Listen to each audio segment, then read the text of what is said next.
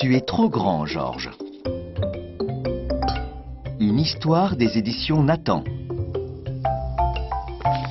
Écrite par Agnès de l'Estrade et illustrée par Sylvie Bessard. Niveau très facile. Madame Poule et Monsieur Coq ne peuvent pas avoir d'enfants. Pas de poussins dans leur nid. Alors, ils décident d'adopter un petit, un orphelin qui n'a plus de parents. Et ce petit, ils vont le chercher au bout du monde. Un matin, ils montent dans un bateau. La mer fait des grosses vagues. Ils sont effrayés. Ils n'avaient jamais voyagé. Oh, oh, j'ai mal au ventre. Oh, oh, courage, ma poulette. Bon, dans 10 heures, nous y serons. Bon, bon. Bientôt, ils débarquent en Afrique. Oh, oh, qu'il fait chaud. Oh, oh. Courage, mon poulet, nous y sommes. Ils arrivent enfin à l'orphelinat. Tout un tas de petits, de toutes les tailles, leur sautent au cou. Parmi eux, il y a Georges.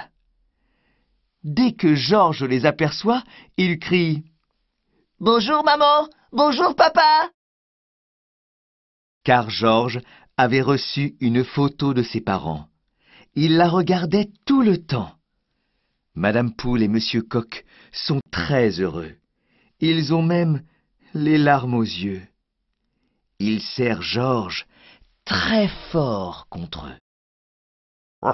En route pour la maison. Au revoir les amis!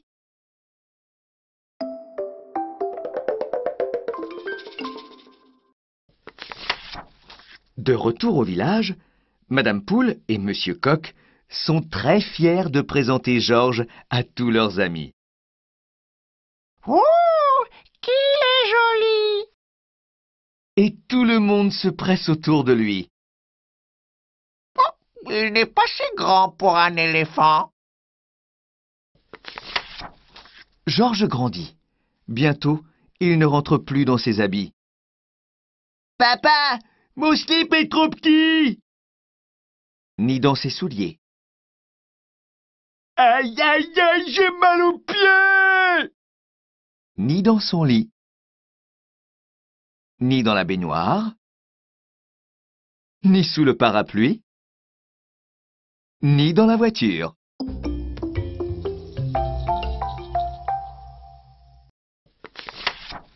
Au cinéma, personne n'y voit. Tu es trop grand, Georges! Mais c'est toi! Et à la piscine, on ne voit que lui.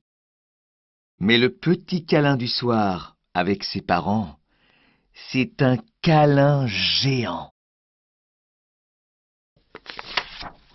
Mamie Cote-Cote tricote la même écharpe depuis l'année dernière.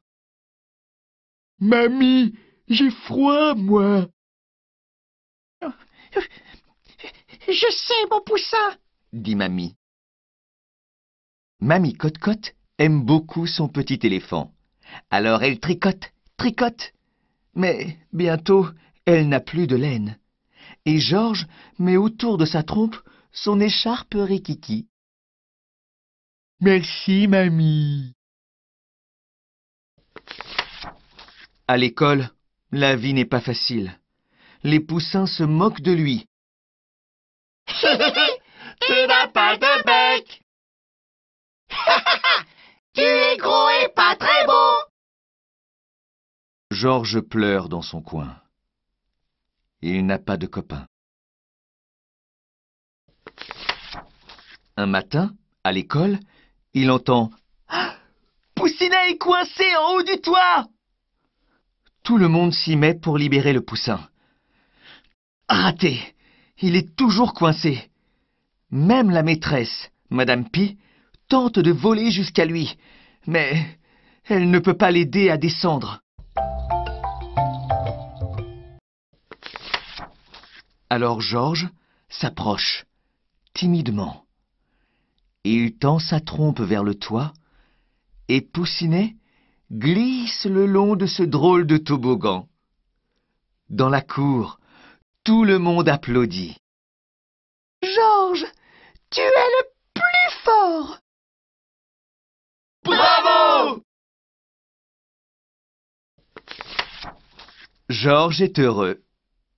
Maintenant, en classe, tout le monde veut se mettre à côté de lui. Au foot, on le réclame parce qu'il arrête tous les buts. Au basket, d'un coup de trompe, hop, il envoie le ballon au panier. Et le tour est joué. C'est bien d'avoir des amis. Au village, Georges a de plus en plus de succès. On a toujours besoin de lui pour régler des petits soucis. Mon parapluie! Attraper les cerises en haut de l'arbre?